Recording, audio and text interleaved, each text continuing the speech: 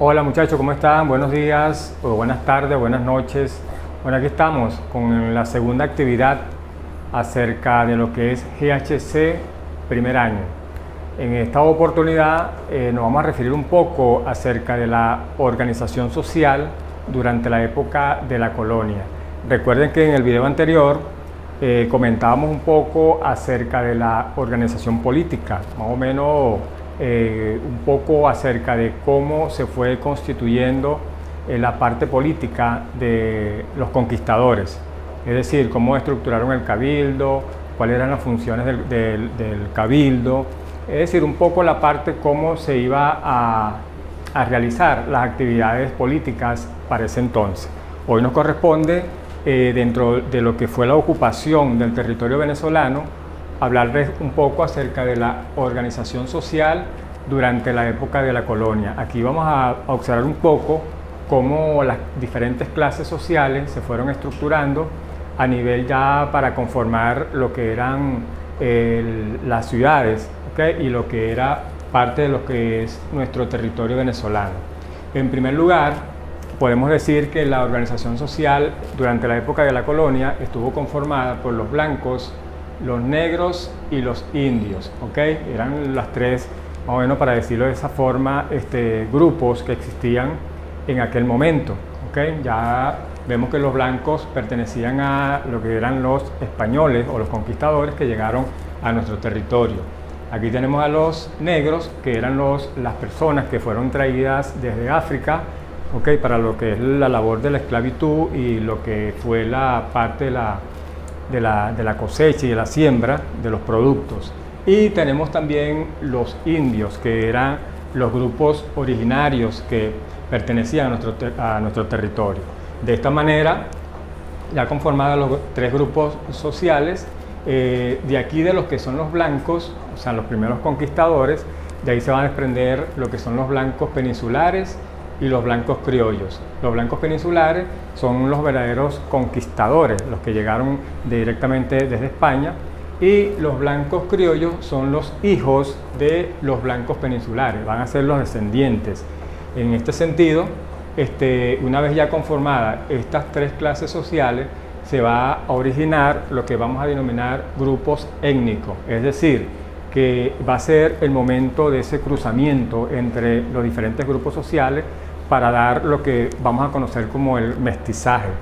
En este sentido, blancos e indios va a haber un cruzamiento allí. O sea, recuerden que para la época de la conquista o de la ocupación del territorio, por lo general vinieron, más que todo fue una gran cantidad de hombres, ¿okay? Sobre todo, según la historia comenta, que parte de las mujeres que llegaron desde España eran mujeres que eran, por supuesto, casadas o que estaban conviviendo con los españoles, con los conquistadores, pero por lo general siempre vinieron hombres para conquistar este espacio. Y en este sentido, bueno, se cruzó los blancos con las indias, donde vamos a ver como resultado ese proceso de mestizaje, ¿okay? Y también tenemos otro grupo étnico que va a surgir, va a ser los negros con los blancos con las negras, donde va a surgir los mulatos, y también tenemos aquí negra, india con negro, va a surgir la clase social que se llama el grupo étnico zambos. Por otra parte tenemos aquí los pardos. Los pardos va a ser una clase social también, un grupo étnico que va a estar conformada por negro, blanco, indio, o sea, una clase social que allí no habían dos clases sociales, dos grupos étnicos, sino hasta incluso habían tres. Era una clase que surge, ¿okay? Y que va a tener también parte de esa organización social.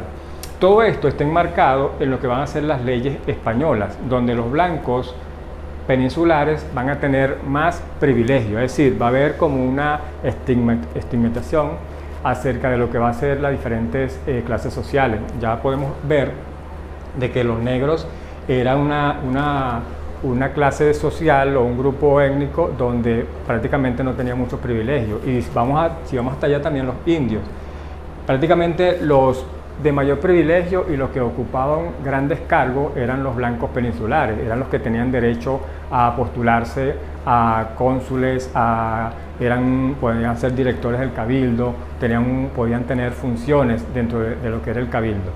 pero las demás clases sociales tenían muy pocos privilegios. Eso hacía de que podíamos observar allí de que se imponía, ¿verdad?, la autoridad por parte de España, donde los blancos tenían mayor relevancia y podían ocupar grandes privilegios, pues tenían los privilegios que ofrecían las leyes españolas. Los blancos criollos, a pesar de que eran hijos de los españoles, ellos no tenían los privilegios que tenían los blancos peninsulares. Ellos eran comerciantes, podían tener tierras, pero se les negaba el derecho a la política, no podían ejercer funciones en la política y mucho menos en el cabildo. De igual manera, los pardos también. Los pardos eran una clase, un grupo social donde tampoco tenían privilegios. O sea, y prácticamente se puede decir que de los pardos salieron aquellos grandes líderes de la independencia, ¿okay?, que lograron liberar a nuestro territorio. Es decir, aquí en esta organización social podemos comentar que hubo mucha discriminación acerca de lo que fue la raza, si se podía hacer una discriminación racial por parte de los conquistadores españoles, donde podíamos observar allí que los negros y los indios tenían muy pocas posibilidades de surgir. Por supuesto, trabajaban en la hacienda, trabajaban en los campos, los negros eran esclavos y por supuesto no tenían esos grandes privilegios como lo imponían las leyes españolas. Más o menos en este sentido, lo que queremos con este video es hacerle ver más o menos cómo lo que era el color de la piel importaba un poco acerca de lo que eran los privilegios en aquel momento, ¿okay? La autoridad, la imposición por parte de los españoles de conquistar un espacio e imponer sus leyes, ¿okay? Sobre todo, bueno, si estamos hablando de racismo actualmente, podemos hablar del que el racismo racial prácticamente surgió hace más de 500 años con la llegada de los españoles. Podemos debatir también, okay, aquí en este momento, cómo toda esta organización social fue producto, bueno, por parte de los blancos, de mucha discriminación, ¿okay? Entonces, en este sentido, simplemente queríamos darle un pequeño resumen de la organización social durante la época de la colonia y procurar de que ustedes continúen con la investigación en los libros de GHC de primer año. Bien, entonces no me queda más nada que decirle en cuanto a lo que es esta parte. Comenzaremos investigando y bueno, procurando siempre tener la mayor información de este tema.